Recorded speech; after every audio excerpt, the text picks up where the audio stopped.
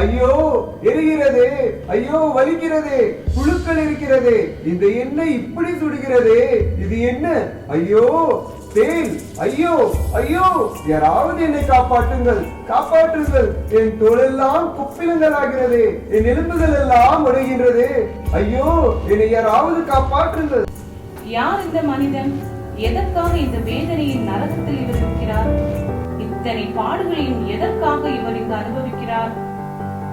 ஐஸ்வர்யம் உள்ள ஒருவர், உலகத்தில் பணம், பொருள், அந்தஸ்து, சுக வாழ்வு வாழ்ந்தவன்.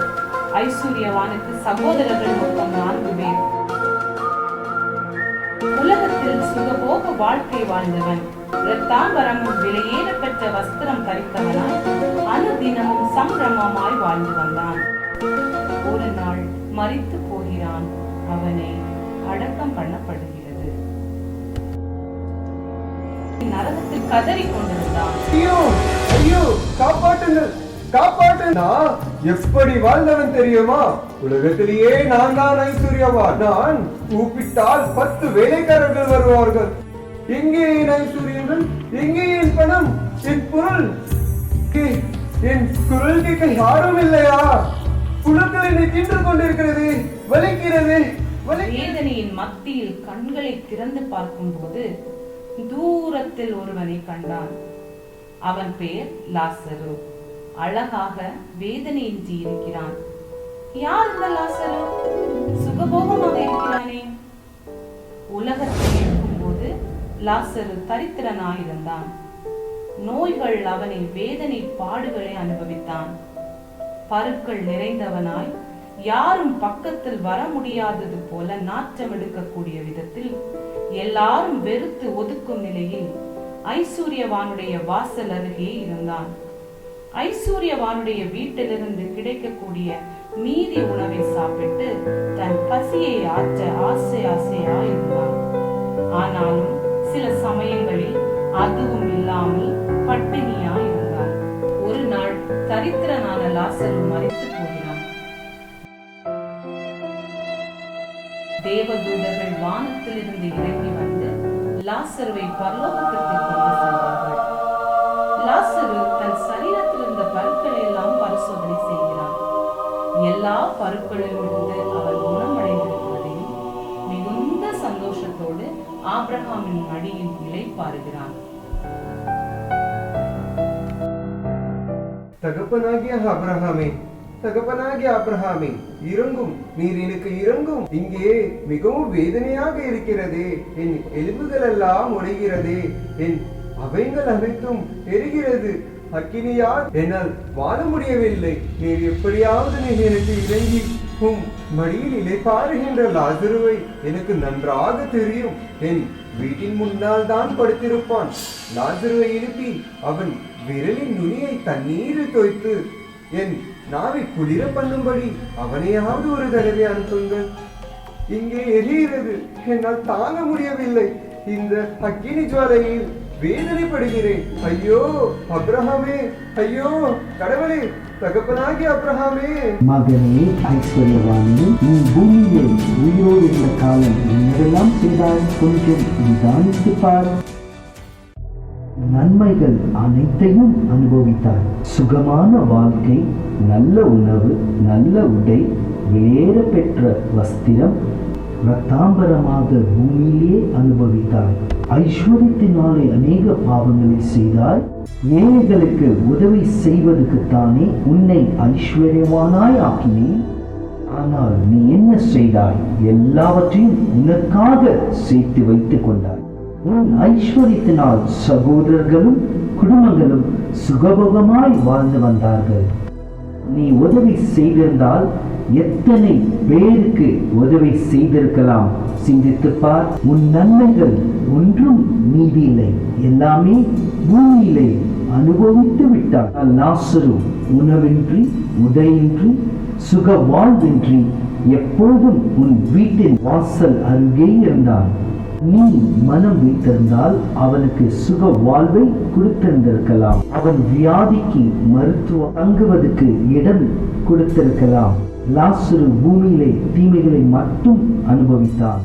நீ அதை மட்டும் நினைத்துக்கொள். இப்பொழுது அவன் தேற்றப்படுகிறான், நீயோ வேதனைப்படுகிறாய்.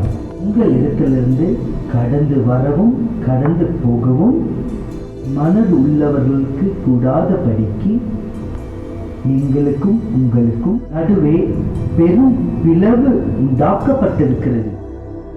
ஓ, அப்படியா? தகப்பனாகிய ஆபிரகாமே, எனக்கு 4 சகோதரர்கள் உண்டு. முதல் சகோதரர் பொய் பேசுகிறவனாக இருக்கிறான், பொய் சாட்சி சொல்கிறவனாக இருக்கிறான். இரண்டாவது சகோதரன் கோபம் நிறைந்தவனாக இருக்கிறான், பிடிவாதம் கொண்டவனாக இருக்கிறான். மூன்றாவது சகோதரன் கீழ்ப்படியாதவன், எப்பொழுதும் எரிச்சலோடு இருக்கிறான்.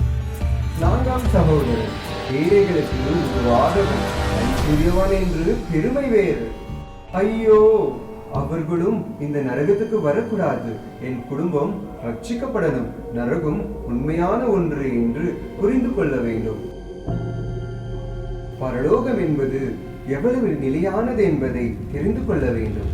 நரகம் நிச்சயமான வேதனை, பரலோகம் நிச்சயமான சந்தோஷம் என்பதை தெரிந்து கொள்ள வேண்டும். நான் இங்கே நரகத்திலே கஷ்டப்படுகிறதையும் லாசருவின் இடத்தில் சந்தோஷமா இருக்கிறதையும் என் சகோதரரிடத்தில் போய் அவர்களுக்கு சாட்சியாக அறிவிக்கும் பொருட்டு லாசருவை என் தகப்பன் வீட்டுக்கு அனுப்பி வையும். உம்மை கெஞ்சி வேண்டிக் கொள்கிறேன். மகனே ஐஸ்வர்யவானே, அவர்களுக்கு மோசையும் தீர்க்கதரிசிகளும் உண்டு. அவர்களுக்கு அநேக போதனைகள் கிடைக்கும். காதுள்ளவர்கள் கேட்டுக்கொள்ளட்டும். தீர்க்கதரிசிகளுக்கு அவர்கள் செவி கொடுக்கட்டும். செவி கொடுத்தால் பரலோகம், செவி கொடாவிட்டால் நரகம். ஐயோ தகப்பனே, ஐயோ ஆபிரகாமே, அது அப்படி அல்ல. மரித்தான் லாசரு, திரும்ப உயிர் வந்து அவன் பூமிக்கு சென்றான். மரித்தோரிலிருந்து ஒருவன் என் சகோதரரிடத்துக்கு போனால் மனம் திரும்புவார்கள், நிச்சயமாக மனமாற்றம் கொள்வார்கள். சுலபமாக அவர்களை பரலோகத்துக்கு கொண்டு வந்து விடலாம் இல்லையா? உன் சகோதரர்கள் மோசைக்கும் தீர்க்கதரிசிகளுக்கும் செவி கொடாவிட்டால் மரித்தோரிலிருந்து ஒருவன் எழுந்து போய் தீர்க்க தரிசனம் சொன்னாலும் நம்ப மாட்டார்கள். பூமியில் இருப்பவர்களே, அன்பானவர்களே, உங்களுக்கு கிடைத்துக் கொண்டிருக்கும் உபதேசங்களுக்கு செவி கொடுங்கள். காலம் சமீபமாயிருக்கிறது. உங்கள் திருச்சபைகளில் கிடைக்கும் உபதேசங்களுக்கு செவி கொடுத்து மனமாற்றுதலையும் மனமாறுதலையும் பெற்றுக்கொண்டு பாவ மன்னிப்பின் நிச்சயத்தை பெற்று பரிசுத்த வாழ்வை தரித்துக் கொள்ளுங்கள். இல்லையே நரகம் நிச்சயமானது. வேண்டாம் வேண்டாம் அந்த பாவக்கடல். மனம் திரும்புங்கள், தயவாய் மனம் திரும்புங்கள். உங்களிடத்தில் 2 பொருள் இருந்தால் மற்றொருவனுக்கு அந்த பொருள் இல்லை என்றால் கொடுத்து உதவுங்கள். உங்கள் பொக்கிஷங்களை பரலோகத்தில் சேர்த்து வையுங்கள். அங்கே பூச்சியோ துரும்போ அவைகளை கெடுக்காது.